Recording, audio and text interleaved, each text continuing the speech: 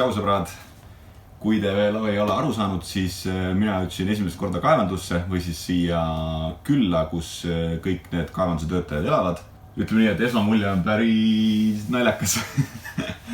Et aknaid ei ole, siuke üliväike ja ülisoe, täitsa pekkis. Et see on ainult 2 tundi Pertist ülespoole lennata, aga ma pakun, et siin on mingi 32-34 kraadi, et väga hull kuumus. Aga jah, selles suhtes ma ei teagi, millest rääkida.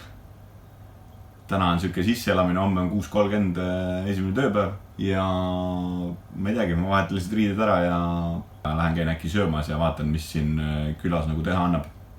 Väga naljakas. Oi kui pull. Okei, näeme varsti.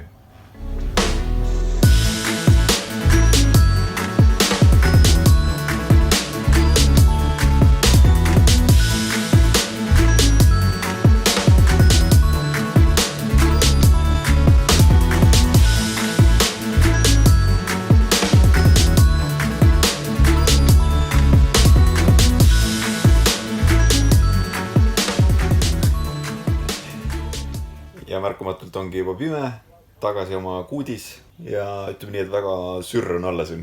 Täiega naljakas. Kuidagi siuke uus koht, uus kogemus. Ei tea, mis siin nagu ees ootab. Aga ei, selles suhtes söök oli väga hea. Ja väga hästi nagu organiseeritud kõik asjad. Et eks siis vaatame jooksvalt, kuidas asi siin välja hakkab nägema. Oh jaa, ma ei teagi. Põnev. Tere hommikust, kell on 5:10 ja lähme sööma.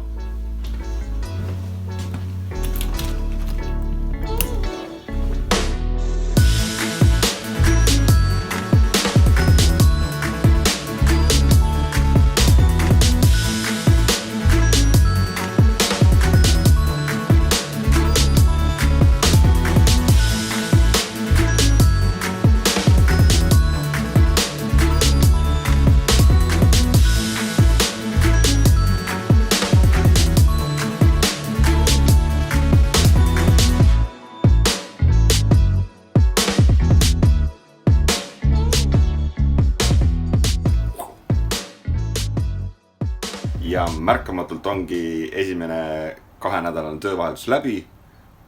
Ma ei saanud siin väga filmida, sest kõik oli nii uus ja ma ei saa öelda, et huvitav, aga uus ja ma ei teadnud täpselt, kuidas see olemine siin värk käib. Ja sellepärast ma ka ei filminud, aga ütleme nii, et ma väga ootan seda esimest puhkust nüüd nädalaga ja siis uuesti 8 nädalaks tagasi. Ja järgmise korraga ma loodan, et ma saan ka teha sellise day in the life video. Ehk siis, et näidata, mis kell ärkan sööma tööle, mis asjad tööl on vaja teha ära ja kuidas see nagu päev välja näeb. Aga seekord kahjuks seda videot ei tule. Mina aga jätkan nüüd pakkimist, sest ma pean toa ära andma enne tööle minemist ja siis homme hommikul juba lendan. Jääb midagi või? Vist mitte. Tšau!